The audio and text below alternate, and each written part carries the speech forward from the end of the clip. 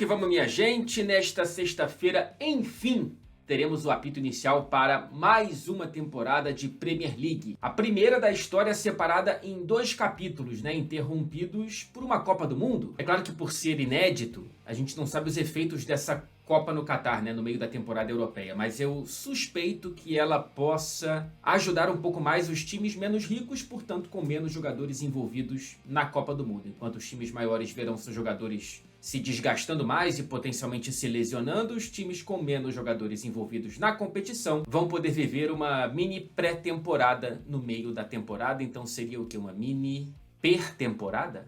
E também a primeira com 5 substituições por partida. Vamos lá, o vídeo de hoje, se tudo der certo, ele está postado corretamente. E só as cerca de 2.000 pessoas que viram a versão original do vídeo de sábado entenderam essa referência. E eu vou tentar aqui separar mais ou menos 1 minutinho para cada um dos principais clubes envolvidos nessa Premier League. E quando eu falo principais, eu selecionei aqui o Big Six, os possíveis invasores desse Big Six, Newcastle, Aston Villa, Leicester e West Ham, e também os 3 que subiram da Championship para essa temporada: Fulham, Bournemouth e Nottingham Forest.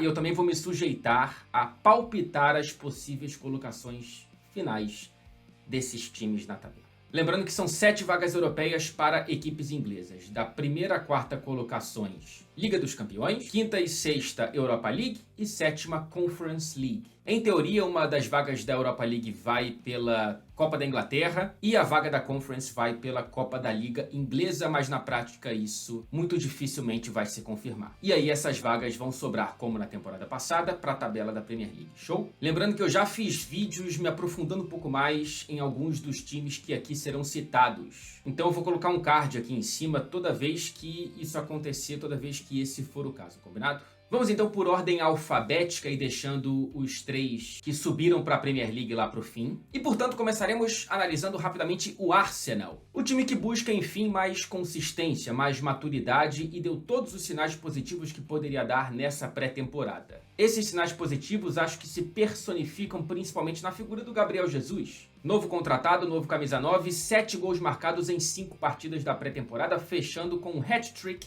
contra o Sevilla na goleada de 6-0, que fechou da melhor maneira possível essa pré-temporada do Arsenal. São cerca de 100 milhões de libras investidos em 3 jogadores, além do Gabriel Jesus, o Zinchenko e o Fábio Vieira. Outra coisa que eu gostei também foi da capitania ser colocada agora no braço de Martin Odegaard, que pode viver a grande temporada dessa carreira, que parece que já tem muito tempo, mas ele só tem 23 anos, e além de capitão da seleção norueguesa, agora é capitão dos Gunners. Meu palpite é que o Arsenal vai ficar na 4ª colocação, portanto classificado para a próxima Liga dos Campeões. Virando a página para o Aston Villa e para essa primeira temporada planejada por Steven Gerrard na Premier League e no Aston Villa. Até aqui uma muito boa janela, viu? Além das compras de Felipe Coutinho e Diego Carlos, o time trouxe Boubacar Kamara de graça do Olympique de Marseille. E na pré-temporada o Gerrard, que conhece um pouquinho de meio-campista, disse que ele tem um QI impressionante no que tange o conhecimento de futebol, de como é que o jogo funciona. Para ficar de olho nesse time do Aston Villa, evidentemente além do Felipe Coutinho em ano de Copa do Mundo, também separo aqui o nome do Leon Bailey, que na temporada passada infelizmente não teve grandes chances e nem sequência por conta de problemas físicos, mas que vem de uma excelente pré-temporada e enfim pode se materializar como reforço desse time do Aston Villa. O meu palpite é que eles ficam na 9ª colocação ali no meio da tabela, portanto melhor do que a 14ª posição da temporada passada. Vamos para o Chelsea, que vive uma transição complicada enquanto clube e por consequência enquanto elenco e time titular, mas que tem sido iluminado com pequenas boas notícias nesses últimos dias. Principalmente nesse nome complicadíssimo de pronúncia pra gente brasileiro, que é o Carney Chukwuemeka. Acho que é assim que se fala. É um meia de 18 anos, nascido na Áustria, com pais nigerianos, mas que joga pela seleção da Inglaterra na base. E foi inclusive a grande estrela do título inglês na Euro Sub-19 nesse meio de ano. Ele recusou uma proposta de renovação do Aston Villa que o faria ser o adolescente mais bem pago de toda a Premier League, para ser convencido por Thomas Tuchel a assinar com o Chelsea, que paga 20 milhões de libras por essa que é uma das principais revelações da geração em todo o futebol europeu. Também há interesse em outros bons nomes, né, que o Chelsea tem trazido nesses últimos dias, ou melhor, que a imprensa mais especializada no Chelsea vem trazendo. O Cucurella, que não conseguiu ver um acerto entre Brighton e Manchester City, e o Frank de Jong, que até aqui não parece muito animado em assinar com o Manchester United. Talvez jogar a Liga dos Campeões possa ser um fator que faça diferença para o Chelsea. Por fim, ainda faltam sim contratações e vendas, e se tudo der certo, vai ser um mês movimentado para clarear o horizonte do técnico diretor de futebol Thomas Tuchel. O meu palpite é que o Chelsea cai para a 5ª colocação nessa temporada. Foi o 3º colocado na temporada passada, mas acho que agora vai ficar difícil conseguir renovar essa vaga para a Liga dos Campeões.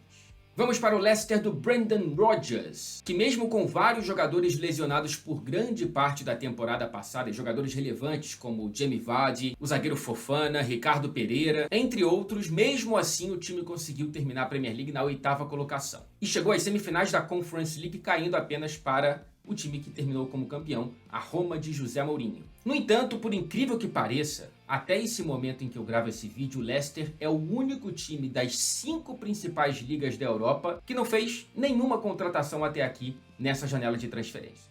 E fora isso, ainda pode perder alguns titulares importantes nessa janela. O Fofana pode acabar indo para o Chelsea e o James Maddison pode ir para o Newcastle, rival direto por essa briga em competições europeias por meio da Premier. Então eu acho que nesse momento é difícil olhar para um resultado melhor do que o da temporada passada, mesmo projetando uma estabilidade física um pouco maior desse elenco do Leicester. Então eu aposto, o meu palpite é em uma renovação dessa 8ª colocação. Falando de Liverpool do Jürgen Klopp, a vitória na Supercopa, ela deixou excelentes impressões de um time já em ótima forma física, depois de uma pré-temporada aparentemente muito bem feita. E nessa temporada, provavelmente, a gente vai ver um maior encaixe e uma maior maturação de jogadores como Luiz Dias, Ibrahima Konaté, além, claro, das chegadas de Fábio Carvalho e principalmente de Darwin Núñez, que começou arrebentando contra o Manchester City. Ele mudou aquela partida. Acho que foi a grande surpresa da Supercopa, esse encaixe quase que instantâneo e natural do Darwin na equipe do Liverpool e da equipe do Liverpool para com o Darwin. No entanto, é sempre bom a gente lembrar, né? A saída do Sadio Mané, pelo menos na minha opinião, foi a maior perda de qualquer clube da Premier League nessa janela de transferências. Por isso, meu palpite é que o Liverpool não vai ganhar essa Premier League. Eu posso estar, evidentemente, completamente errado, como em quase tudo que eu falo. Mas meu palpite é que os Reds vão renovar essa 2ª colocação na Premier. Próximo tema é o Manchester United e a novela Cristiano Ronaldo. Enquanto o atacante português espera para ver se existe algum time no mundo com condições financeiras de contratá-lo, porém com uma vaga na Liga dos Campeões garantida, o Erik ten Hag ele tenta trabalhar. É um Manchester United que ainda tenta buscar no mercado nomes para esse setor ofensivo especialmente, mas também para o meio-campo, lembrando dessa novela outra, né, do Manchester United interminável, chamada Frankie de Jong. Eu olho com otimismo as chegadas principalmente do Christian Eriksen e do Lisandro Martinez, mas acho que o grande desafio do Ten Hag é mexer com o que ele já tem. Transformar um grupo formado majoritariamente por bons jogadores, tá, em um bom time de futebol e consistente. Mas eu ainda acho que o trabalho do Ten Hag é a médio prazo. Essa é uma temporada de transição e de adaptação de uma nova ideologia de futebol e, quem sabe, uma projeção de estabilidade a médio e longo prazos para esse clube, para esse time. Portanto, eu não vejo o Manchester United brigando por grandes coisas ainda nessa Liga dos Campeões. Meu palpite é uma 6ª colocação. A mesma da temporada passada, mas quem sabe com um futebol melhor e animando um pouco mais a torcida e podendo conquistar uma vaga na Liga dos Campeões, num título que é possível ser sonhado, o título da Europa League. Atravessando aqui a cidade de Manchester, vamos falar do campeão, do Manchester City, que fez uma grande movimentação nessa janela, né? Uma grande troca nesse elenco, principalmente na porta de saída, perdendo nomes relevantes, como o capitão Fernandinho, o Raheem Sterling, o Gabriel Jesus e o Zinchenko. Na outra porta de entrada, claro, destaque absoluto para a chegada de Erling Haaland, mas também de Calvin Phillips e de Julian Álvarez, que foi o melhor estreante dentro de campo no sábado contra o Liverpool. Quando encaixar, e esse é o grande desafio do Pep Guardiola, né, encaixar o Haaland nesse time, enfim, um time sem pontas como Gabriel Jesus e Sterling, eu acredito que o Manchester City vai ter um time titular ainda melhor. Mas eu vejo um elenco um pouco mais curto, tá? Ainda mais com essa questão das 5 substituições na Premier League. E lembrando 2 pontos, né? precisa de um lateral esquerdo, evidentemente precisa de um lateral esquerdo. Apesar desse City ter se acostumado a ganhar títulos da Premier sem um lateral esquerdo de origem, ganhou a Premier com o Fabian Delph, com o Zinchenko e com o João Cancelo, mas precisa de um lateral esquerdo pelo menos para o banco de reservas. E o segundo ponto é que talvez essa seja a última temporada de Pep Guardiola. É o último ano do atual contrato, ele não fala sobre renovação e disse na temporada passada que só vai tratar de renovação ao fim desta temporada. Não sei se ele ainda pensa da mesma forma, mas foi a última declaração que ele deu quando tratou desse tema. Então a gente pode ver a última dança do Manchester City de Pep Guardiola, apesar de eu suspeitar que deve haver uma renovação de contrato aí sim. E o meu palpite, como você já deve imaginar, é a renovação do título da Premier League. Acho que o Manchester City vai ser mais uma vez campeão inglês. Agora vamos tratar do mais novo milionário na praça. Vamos falar do Newcastle. E aí talvez eu me estenda um pouco mais, tá? Porque parece ser uma evolução sem revolução. O Newcastle que não está derramando dinheiro nessa janela de transferências como a gente imaginava. E de acordo com fontes ligadas à diretoria do clube, o orçamento para agora é de cerca de 100 milhões de libras. E o clube já gastou cerca de metade, né? Com o Steve Botman, zagueiro de 22 anos, o Matt Targett, que estava emprestado e agora foi contratado, lateral esquerdo, e o ótimo Nick Pope, goleiro de 30 anos que estava no Burnley. O Ed Howe ainda quer pelo menos mais 2 atacantes e o clube está negociando com o Leicester para tentar chegar numa cifra aceitável pelo James Maddison. Então, se trouxer o Maddison e ainda mais 2 atacantes, deve estourar esse valor estipulado de 100 milhões, né? E por que o Newcastle ainda não derramou esse dinheiro da Arábia Saudita? 3 palpites / informações aqui, tá? O clube ainda não conseguiu fazer o que, por exemplo, o Manchester City tem feito há muito tempo e com sucesso, que é atrair patrocínios controversos, né, de marcas ligadas ao país dono do clube. Então, até aqui, o dinheiro que tem chegado ao Newcastle é praticamente igual ao valor dos últimos anos. Segundo ponto é que a janela de inverno foi bem forte, com quase 100 milhões de libras gastos. O Bruno Guimarães sozinho custou quase 40. E o terceiro ponto é que não dá para você trazer ou tentar trazer um Neymar e um Cristiano Ronaldo sem participar de competições europeias e ainda no início desse novo capítulo da história do Newcastle, né? 2 jogadores que eu especialmente gostaria de ficar de olho nessa temporada são, evidentemente, Bruno Guimarães por motivos óbvios e o Saint-Maximin, que finalmente parece ter um time à altura do futebol que ele às vezes demonstra ter. Então, quem sabe ele enfim consiga atingir uma regularidade. O meu palpite para esse Newcastle do Ed Howe é que conquiste a 7ª colocação e, portanto, uma vaga na Conference League, uma evolução da 11ª posição da temporada passada. Detalhe que a última vez que o Newcastle participou de uma competição europeia foi em 2013, com uma vaga na Europa League que durou até as quartas de final, quando caiu para o vice-campeão Benfica, derrotado pelo Chelsea. Falando agora desse Tottenham que trouxe Richarlison, Bissouma, Perisic, Lenglet e o jovem lateral direito Spence. Com essa boa janela de transferências, o Tottenham briga seriamente com o Arsenal e talvez ainda o Chelsea para ser a 3ª força nessa Premier League.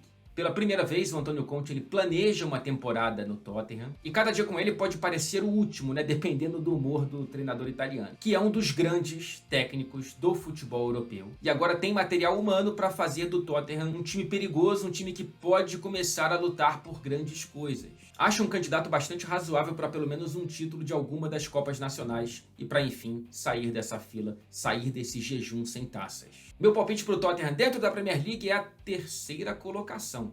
Será que eu estou muito otimista? E o último clube que eu vou falar antes de entrar nos 3 novos integrantes da Premier League é o West Ham. Até aqui 2 contratações mais chamativas, viu? O Gianluca Scamacca, atacante de 23 anos que marcou 16 gols pelo Sassuolo na última Série A italiana, e o Nayef Aguerd, zagueiro de 26 anos que veio do Rennes, mas já passou infelizmente por uma cirurgia no tornozelo que vai afastá-lo das primeiras semanas da temporada.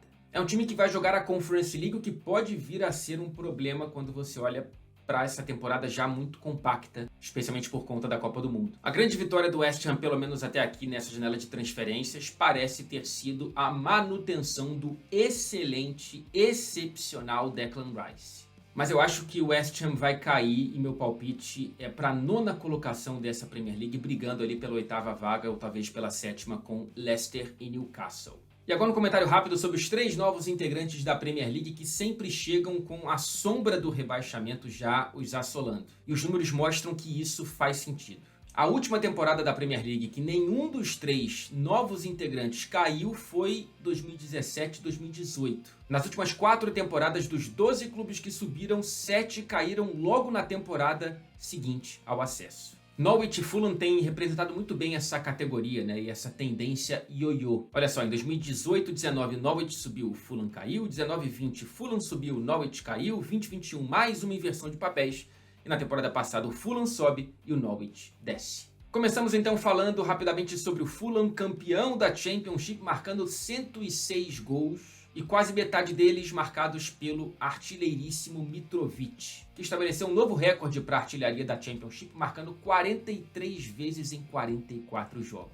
Porém, o Mitrovic ainda precisa se provar na Premier League. O Fulham, que aprendeu com o erro de gastar 100 milhões em 2018 para cair logo naquela temporada e teve gastos mais modestos nessa janela. Mudou a política de contratações. Foram cerca de 35 milhões investidos em Andreas Pereira, o goleiro Leno, que estava no Arsenal, M. Babu, lateral direito do Wolfsburg, e João Palhinha, meio-campo, que foi campeão português com o Sporting. E meu palpite é que dessa vez o Fulham escapa, hein? O Fulham do Marco Silva vai ficar ali pertinho da zona de rebaixamento na 16ª colocação, mas não vai cair dessa vez. Passando a página para o Bournemouth, que contratou muito pouquinho nessa janela de transferências, foi vice-campeão da Championship na temporada passada. O grande destaque da janela foi o Ryan Fredericks, lateral direito que era do West Ham, em fim de contrato veio de graça. E os destaques do time são ainda os mesmos que caíram lá atrás em 2020, o Lewis Cook e o Dominique Solanke. Pois é, ele ainda tá metendo gol à beça lá no Bournemouth, foram 44 gols nas últimas 2 edições da Championship, mas que da última vez que ele esteve dentro da Premier League, ele marcou apenas 3 vezes.